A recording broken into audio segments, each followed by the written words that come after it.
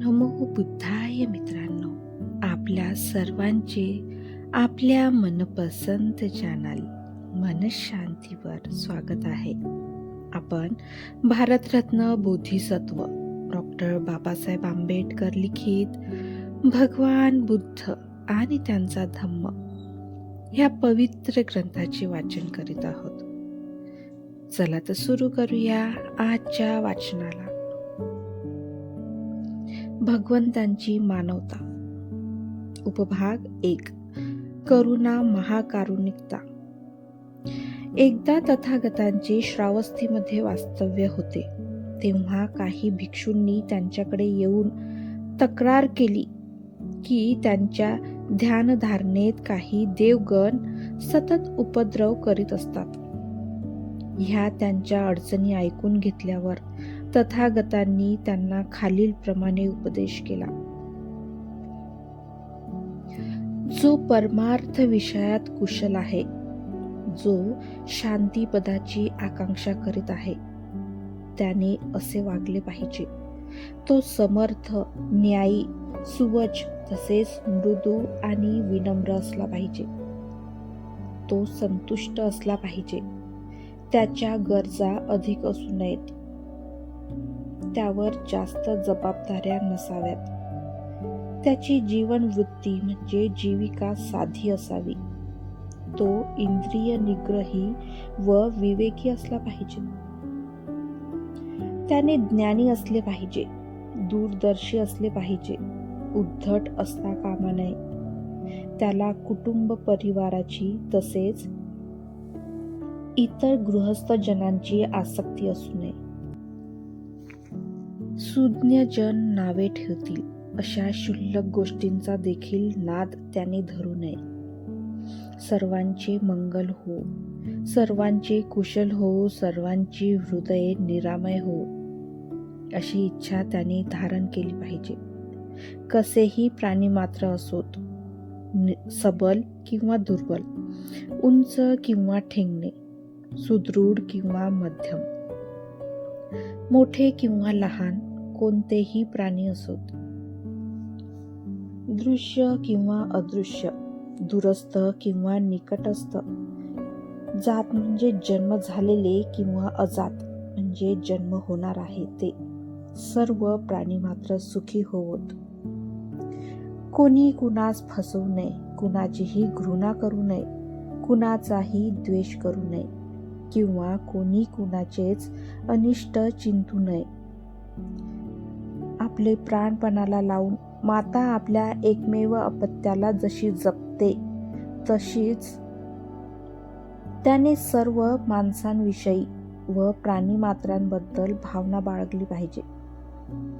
त्यांच्या असीम मित्रत्वाच्या भावना जगात सर्वत्र वर खाली आसमंतात अनिर्बंधपणे व द्वेष विरहित प्रस्तुत झाल्या पाहिजेत. तो उभा आहे, तो उभा असो, बसलेला असो, चालत असो, निजलेला असो, जोपर्यंत तो जागा असेल तोपर्यंत त्याने सतत जागरूक राहिले पाहिजे. हेच उच्च जीवन होय. मोहात न पडणारा, मिथ्या दृष्टी नसणारा, सद्गुणी, ज्ञानी, इंद्रिय सुखाबाबत अनासक्त असा तो असेल तर त्याच्या नशिबी पुन्हा पुन्हा कधी गर्भवास येणार नाही. सारांश. भगवान बुद्धांनी त्यांना उपदेश केला की आपल्या शत्रूवरही प्रेम करा. उपभाग 2. दुःखितांचे दुःख हरण करणारे, मानसिक दुःखाचे महान चिकित्सक. उपभाग 1. विशाखा ही एक उपासिका होती. भिक्खूंना दररोज भिक्षा देणे हा तिचा नित्यक्रम होता. एके दिवशी तिच्या बरोबर राहत असलेली तिची नात सुदत्ता आजारी पडली आणि तिचे नंतर निधन झाले. विशाखेला शोक असह्य झाला. तिच्या अंत्यविधीनंतर विशाखा भगवान बुद्धांपाशी गेली आणि साश्रू नयनांनी एका बाजूस जाऊन बसली. तथागतांनी विचारले, विशाखे, दुःखी शोकमग्न आणि सिंचन करीत तू अशी बसलीस, याचे कारण काय? तिने आपल्या नातीच्या मृत्यूची वार्ता सांगितली व ती म्हणाली, ती अत्यंत आज्ञाधारक मुलगी होती आणि तिच्यासारखी दुसरी सापडणे कठीण.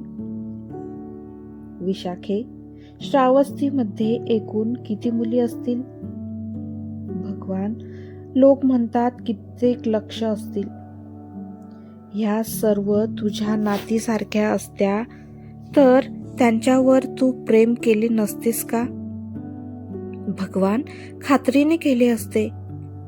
आणि दर दिवशी श्रावस्तीमध्ये किती मुलींचे निधन होत असेल? भगवान, पुष्कळांचे.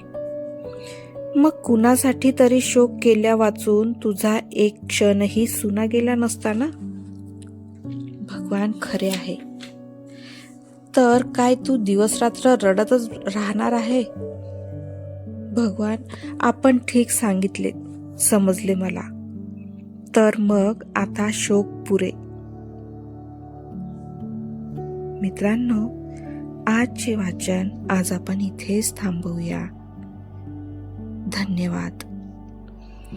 तेरा मंगल, तेरा मंगल, तेरा मंगल होय रे. सबका मंगल, सबका मंगल, सबका मंगल होय रे. नमो बुद्धाय. साधु साधु साधु.